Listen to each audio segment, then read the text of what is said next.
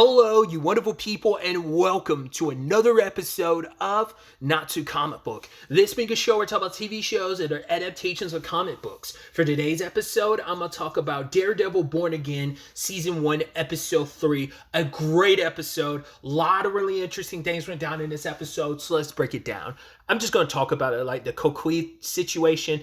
Hector bringing it up like nearing the beginning of the episode. I don't remember if that was necessarily the very beginning of the episode, but the end of the episode on it just being quiet and nothing but that is just chilling and so heartbreaking and so sad. Oh my God, that I was like, you kind of figured as much, but I'll talk about it more when we get to the end. But obviously the main crux of this episode, especially on Matt's side of things, revolves around Hector's trial. And it becomes a situation of, well, what do we do?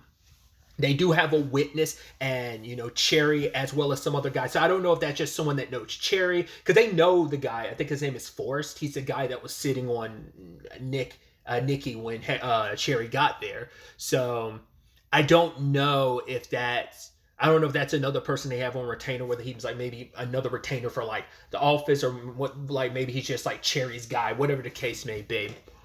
I do love the switcheroo when like we're in court and stuff like that because obviously Powell was on the stand, which really quickly got to circle back to him like, confronting Matt. He was even being like, oh, you don't have to wear those on the inside because he was almost probably trying to say like, because he probably was doubting whether or not Matt was legitimately blind. He's like, oh, you're a blind guy that can fight. And he's trying to say like, oh, like if the judge finds out and stuff like that. And it's like, well, once again, as I said last episode, Powell's not saying anything because no one's going to take you seriously if you're like, oh, I got beaten up by a blind lawyer. Also, it's going to humiliate you. So, but also Matt should watch his back going forward because Powell's definitely going to have a grudge against him, not just in the aftermath of everything. Matt's definitely going to have a target on his back in general. But like I said, we'll discuss that a little bit more later. But either way, Powell's trying to intimidate him, gets on the stand, tries to tell this, like, oh yeah, I'm a good officer. The reason why I was patrolling on New Year's Eve is because I volunteered and yada, yada, yada, yada, and so on and so forth, right? So when it's all said and done, he's trying to paint this narrative about like, paint this picture of my partner, Shanahan, like we had beers together, we had kids together, we're a tight-knit family, and tries to paint Hector as like some crazy guy that attacked him. Oh, we announced ourselves as police, yada, yada, yada. Matt gets, his chance to cross-examine, and it's like, okay, so do you know the name Nikki Torres? And it's like, so this guy's not an informant of yours. It's making the point, you said there was no one else there, right? It's like, nope, no one, not anyone strumming a guitar or anything, anyone getting on the train. No, he's like, okay, bet.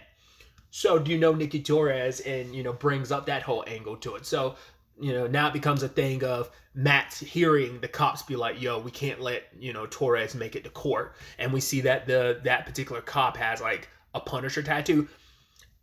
I'm surprised we're just letting all these like cops run around with Punisher tats. Like, you would think that'd kind of be a big no-no. I mean, you can have I don't know any police officers, but I've seen plenty of TV shows and things with cops that have tattoos. I'm assuming it's not an issue, but it's still kind of like I don't know, shouldn't you be at least, if you're going to have a superhero tat, should you have a Punisher tat?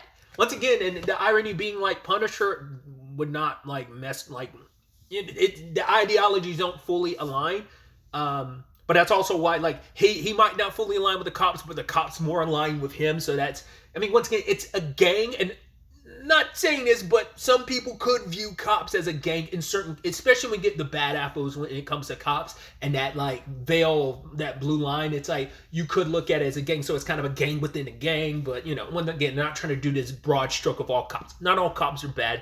Some cops they're good cops, just like they're bad cops. Just like there are good people and there are bad people, which is a major theme in this episode, that conversation. But either way, they try to get to Nikki, and I was like, oh God. But luckily, Cherry did a switcheroo. I love that Powell himself went to confront and try to get to Nikki, but nope. Forrest had already like slipped away, and they knew they were probably being watched. So it's like, yeah, we got to hit him with the switcheroo.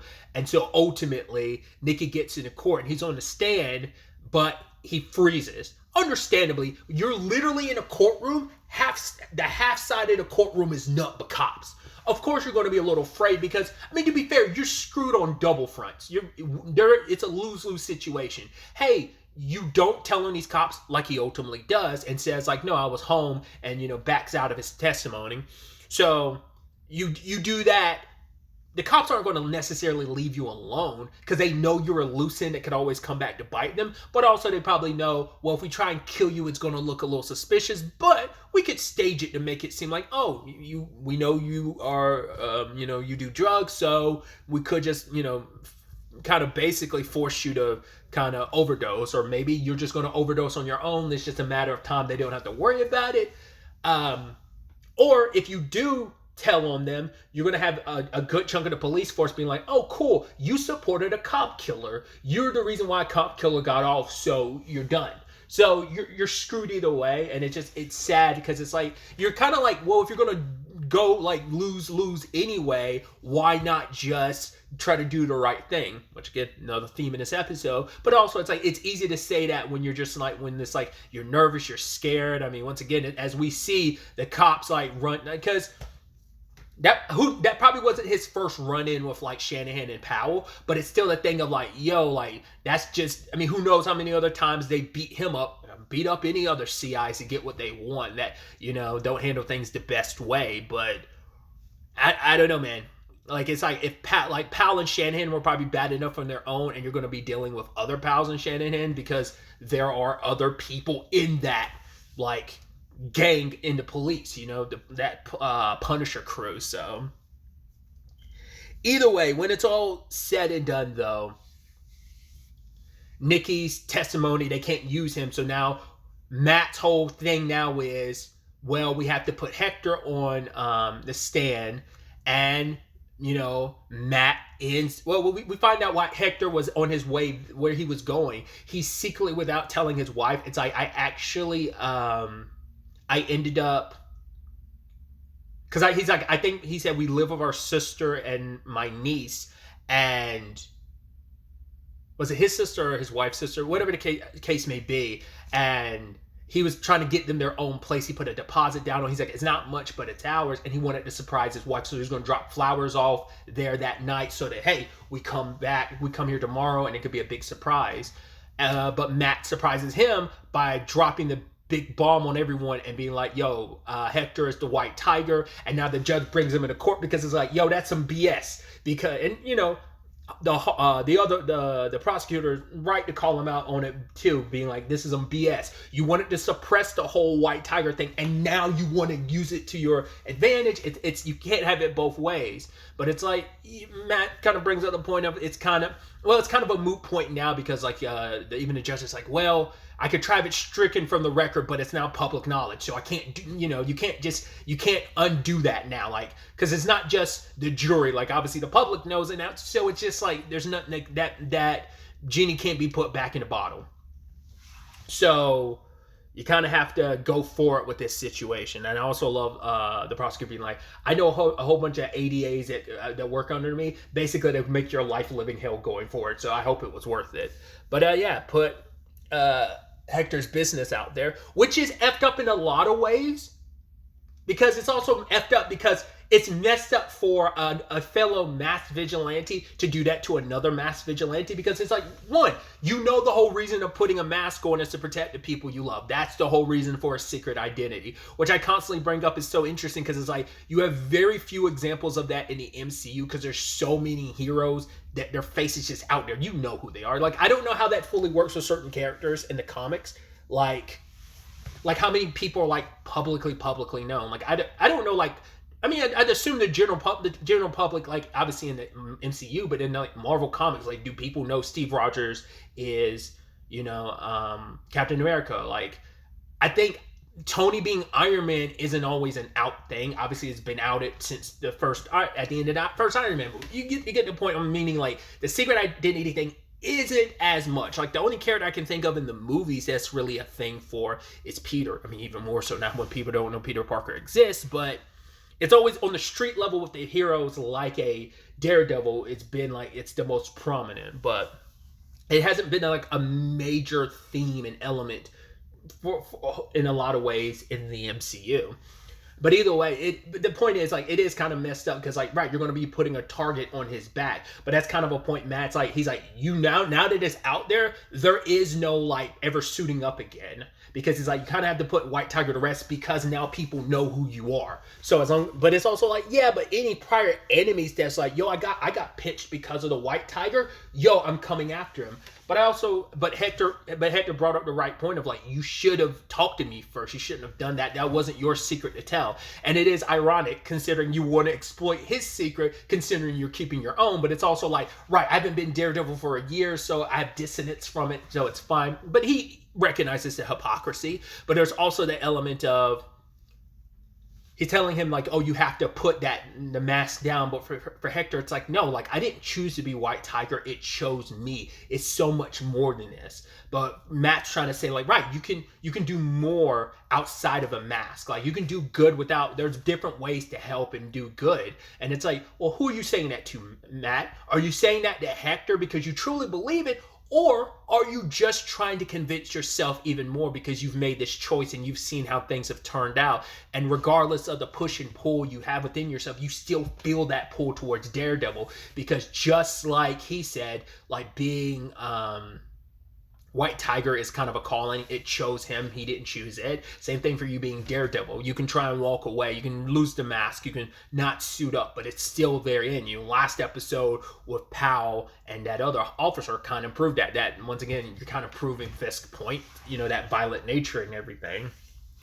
So they proceeded to then go forward. They're now talking about all the positive stuff that Hector's done as White Tiger. He's done this. He saved lives.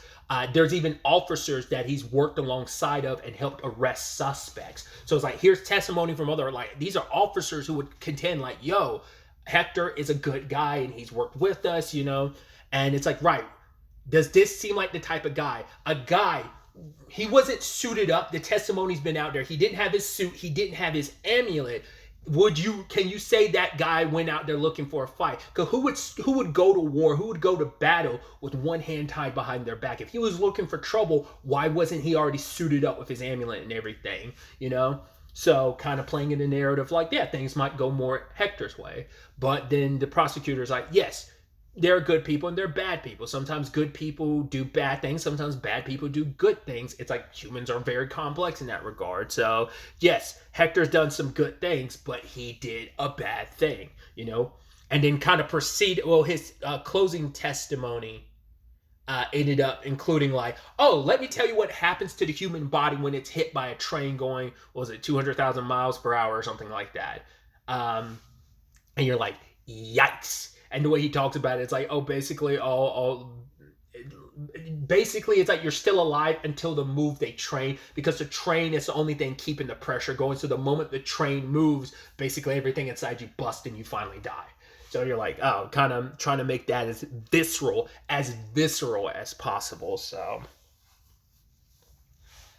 you're like, okay, so how's this going to go? How's this going to play out? And ultimately, Hector is found not guilty on all charges, and he finally gets to go home. So you're like happy, you're excited, but the problem is you're like, ooh, Fisk is not too happy. It's interesting because Matt didn't do he didn't suit up as a vigilante. He was just doing things as Matt Murdock, but you could tell Fisk didn't like that because he's been running on this whole campaign of no vigilantes, right? So it is interesting because it irks his nerves a little bit because it's like Matt helping out of like a masked vigilante helping another masked vigilante, so it pisses him off. Even though Matt is doing this as just Matt, he's just doing a good job. He's doing the job he was given, to represent. To be fair, it's like he kind of took the job upon himself, but you get the point. So it irks Fisk, because also it means losing to Matt, and he's kind of already had his tussles with Matt in the past, so it's just kind of like, where we both stand. I'm very anti-vigilante. You helping out a vigilante is kind of a slap to my face, even though it kind of is, but also Matt's not thinking about that. He's also just doing his own thing. Either way, the whole situation is like, oh boy, like, because you're like, how's this going to go? And then we see by the end of the episode, Hector still suiting up, and you're like, oh boy. Because like I said, he's got a target on his back now, and I'm like, people are going to come after you, and I'm like, you're probably going to get blindsided. And I did not think it was going to go down that way. I felt like he was going to get jumped by a whole bunch of cops. One person sneaks up on, because he heard a scream in the distance. I guess that whole thing was a setup. Maybe, maybe not. But they once again, they know who he is. That's the sad thing. even if Hector wasn't outed as the White Tiger, they knew that was probably the best opportunity to get him. But like Hector was always going to catch that bullet because he killed a cop and got away with it in the eyes of other people. So it was always going to end that way, probably. But him being suited up just gave them the perfect excuse.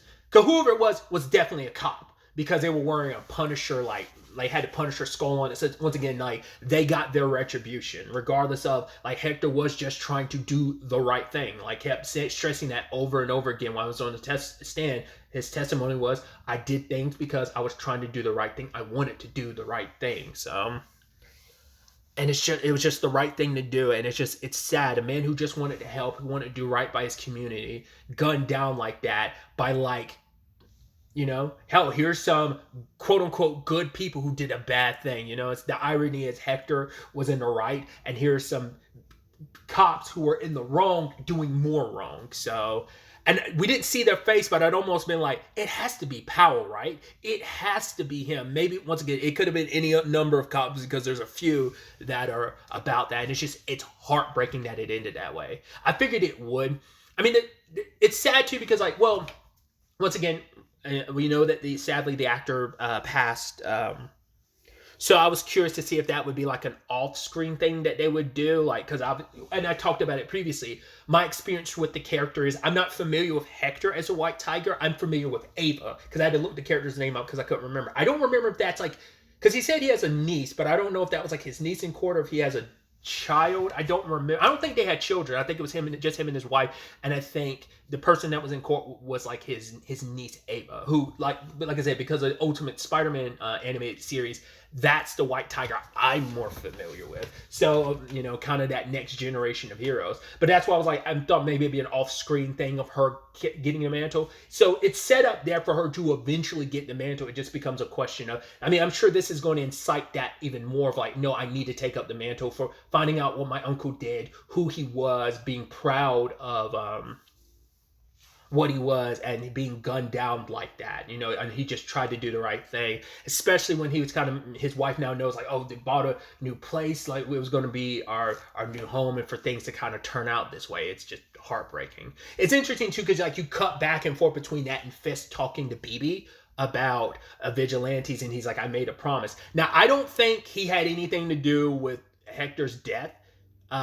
He would say like, well, he'll probably spin it to be like, well, Hector knew that, this is what happens when vigilantes do what they do. Like, it was only a matter of time. It benefits him, but I don't know if that's going to hurt his cause or not. Probably not, because it's just going to be like, well, Hector, like that the vigilante life eventually caught up with him. The timing is interesting that just when he got acquitted for killing, found not guilty for killing an officer, he gets gunned, but it's probably just going to be like, no, he was out there looking for trouble and he got got. It is what it is. And that's going to be the frustrating thing for Matt, because he's probably going to eventually hear that Powell and them has something to do with it. I don't know, like maybe Cherry will, because I doubt the bullets are going to come back from like an officer like gun or whatever, but probably looking into it, Matt would be like, the timing's too interesting. Also, once again, he's going to be found dead in his suit. It's sad like that. You knew it was happening, but you're just like, it sucks. I don't know why. I almost would have preferred if he just got like shot multiple times. Someone just coming up from behind, headshotting him. It's just like the most brutal thing. And it's just like, oh, that sucks. It's just so, especially because Matt's celebrating, the timing of it and the thematics of it all, where he's like talking to Heather about like, like the celebration he had with like Foggy. And she's like, oh, I was wondering when you'd ever talk about Foggy. He's like, yeah, it's not easy, but it's, because he's like, Foggy's the one that really like celebrated the wins, and Matt couldn't always do that, because now it's like, oh yeah, I did some good, but it doesn't, and for him it's like, yeah, the system works, and it's like, yeah, the system kind of worked, and then like you have people still like people who work in the system going outside the system, so it's like, why as you brought up the whole point about Hector, why hamstring yourself by fighting with one arm behind your back? You need both Matt Murdock and Daredevil. If you want things to work out, the world needs both sides of you. You can't just hamstring yourself and like bind yourself by only allowing one version of yourself to kind of go out and about, right? So that's where I think things lie on that front. It's just really sucky that things played out that way. because BB had brought up the point to Fisk, like, right, he was found not guilty. It's not like, oh my God, he got off on a technicality. It's like, no, he was found not guilty by a jury of his peers. But it's, and then Fisk is like, well, sometimes the law gets it wrong. I mean, know about my case. So using himself as reference of like, yeah, I was kind of locked up for no reason. So it's like, yeah, like the system gets it wrong sometimes, and he's like, once again, parading around that point of, I made a promise to fight back against vigilanteism, and I'm going to keep that promise. So it's just, like I said, it's just sad things played out this way. And kind of staying on the Fisk front, him and, well, there was that attack at the port. It was a deal that kind of went sideways. And now, like, you have Vanessa talking to Wilson about it. It's like, we need to kind of, because I thought she was still handling things on a criminal side of things while he was, like, still handling things, on the surface and stuff like that. I thought that was what their operation was. It's like, no, it makes sense because you want to put her more in the limelight because you have to show this front as like a husband and wife, right? So even she has to back away from the criminal world. So no one's sitting in that seat. And it's like, yeah, power vacuum situation like that. If neither one of us is there, there's going to be chaos and people need to be held in place. But for Fisk, it's like, we're above that. Let them do whatever they do. Let them basically kill each other. And Vanessa's like, yeah, so let them kill each other. And the moment they, like, whoever survives will come after us. And he's just like, it is what it is. So he did kind of saying, like, that's not our world. That's not a concern anymore. She even gets Buck to try and smooth over stuff by offering like 1.8 mil to, was it Victor? Because like the dealing that went down between Victor and Luca didn't work out. So I even love that whole notion of, oh, like if it's Fisk, tell him to come see me himself or whatever. He's like, I don't work for the mayor. I work for the man. And I was like, and we find out it was actually Vanessa that sent him. And that's so interesting because it's like, I mean, it makes sense because it's like, you're saying like, I don't work for the mayor. I work for Kingpin, I'm trying to remind people, like, don't get it twisted. Just because he's the mayor, this is who he is. And he is the man. He's the man overseeing everything. His presence is always there. And that ended up being this interesting conversation between Vanessa and Wilson, while they were in the middle of a break of their therapy, because I guess Heather stepped out for a bit. But Wilson's coming from the perspective of, we don't need to do anything, because he's kind of like, a little chaos is actually good. He's like, let things kind of run rampant, and then a peace, like you created peace, and that's beautiful, that's great, but let chaos run rampant, and then there'll be an even stronger peace. So I guess I can only assume Fisk's perspective on this is, I want things to run rampant. I want things to be so chaotic so I can be kind of, Teddy Roosevelt approach of you got to handle things with a big stick, right? So I think that's his thing of like, I want things to be so chaotic and so messy. I can come in, swoop under everything under control, and everything's going to go my way. It's kind of his perspective on everything, but it's like, for Vanessa, it just feels like you're not listening to me. You're not considering things. Like, I was kind of running things without you. You came in and kind of like shuffled shit around, and that's messed up, and you're not listening to me because I think this is how we should approach it. But it's like, no, we have to go by what you want to do. It's not this partnership it should be. So it's just kind of like this facsimile, and we're also not registering like as partners, both as husband and wife, but also like as criminal partners. So because he's trying to keep up the pretense of, I'm doing good, and maybe just like Matt, he's so busy trying to deny that's not who I am. But it's like, yeah, like for him, it's like, I'll do some shady stuff, but I won't give into my violent nature. I'll still give into some of my kingpin isms, like, blackmailing the Gallows into like staying on. He's a commissioner, right? And being basically what I want him to be, which makes me, I was like, I wonder, is he part of that Punisher gang or not? Because I talk about it like that actor kind of gets cast as like not so great people. Maybe he's dirty, corrupt, or just an asshole. So I'm just curious to see if he's part of that Punisher gang or not. But like I said, some very interesting developments all across the board. I'm excited to see where the next episode takes us, especially in the aftermath at the end of this episode. Like I said, the fact is we end on those Kokuis, like, and it's like, especially because Matt kept promising him, it's like, you'll be able to like go home and you'll be able to hear those Kokuis, like, again, because he talked about him in Puerto Rico. He's like, the fact is tourists don't like him, but to him it's just like, it comes with just like being there, this being my home. And it's just like, it's sad. It's like you never hear them again, and hearing them at the end after he died, it's just like, oh god, that's hard. That's, like I said, chilling and depressing. So we'll see where everything takes us going forward.